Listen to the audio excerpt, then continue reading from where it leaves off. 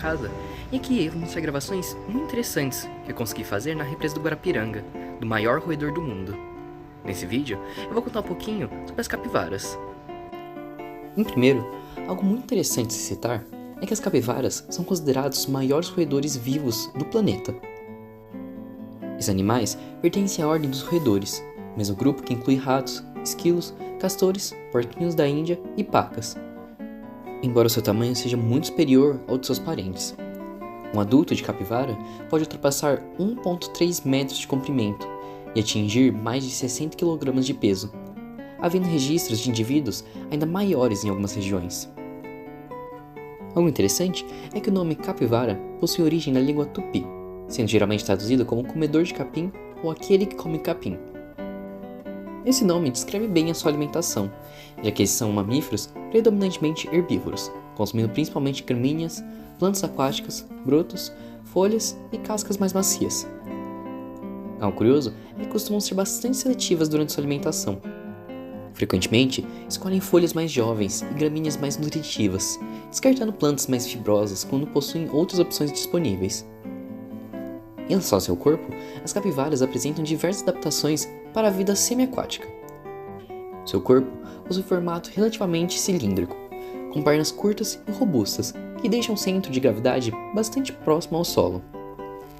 Entre os dedos existem pequenas membranas interdigitais, que funcionam como uma espécie de remo durante sua natação.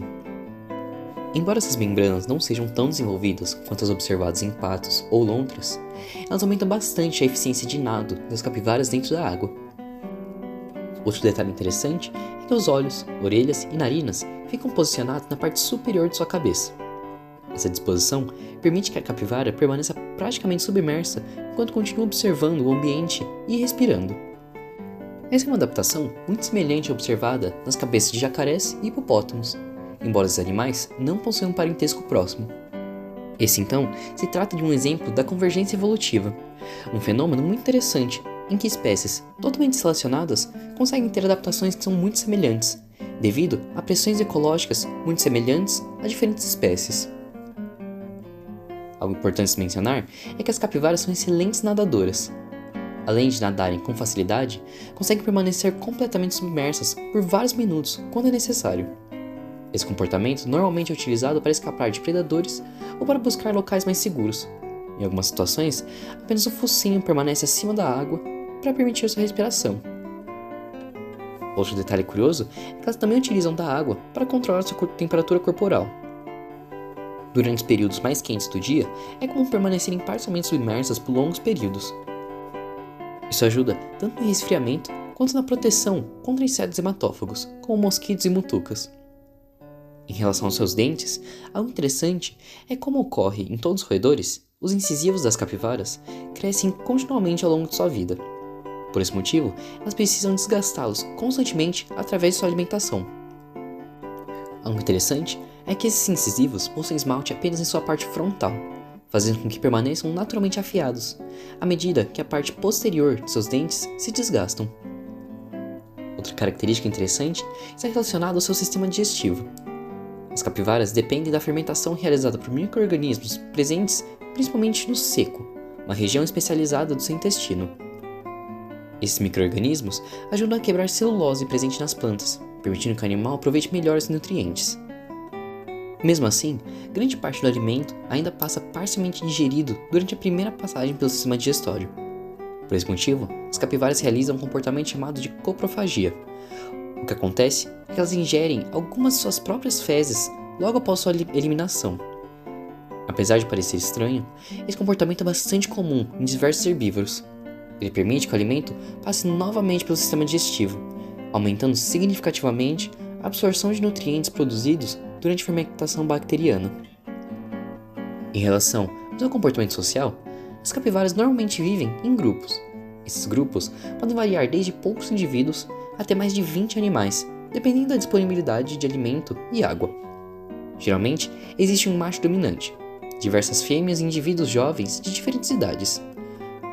Algo interessante é que esses grupos mantêm contato constante através de vocalizações bastante variadas. As capivaras conseguem emitir assovios, grunhidos, estalos, latidos curtos e sons de alerta.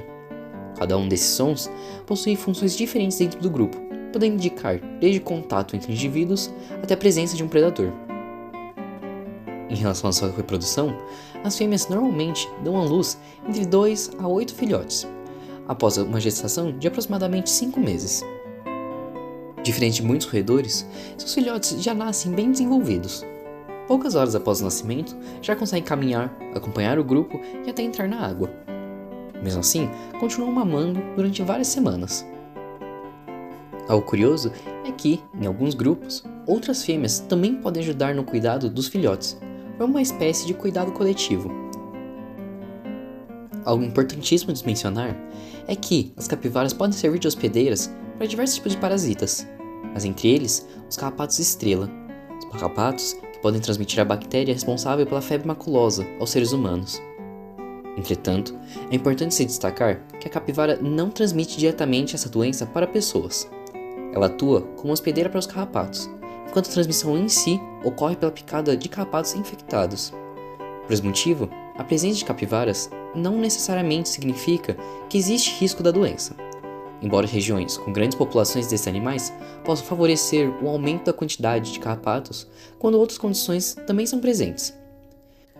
Para quem tiver interesse, no canal possui um outro vídeo dedicado apenas para o carrapato estrela e a febre maculosa, contando mais sobre esses interessantes aracnídeos e também sobre a profilaxia de sua doença. O link estará na descrição.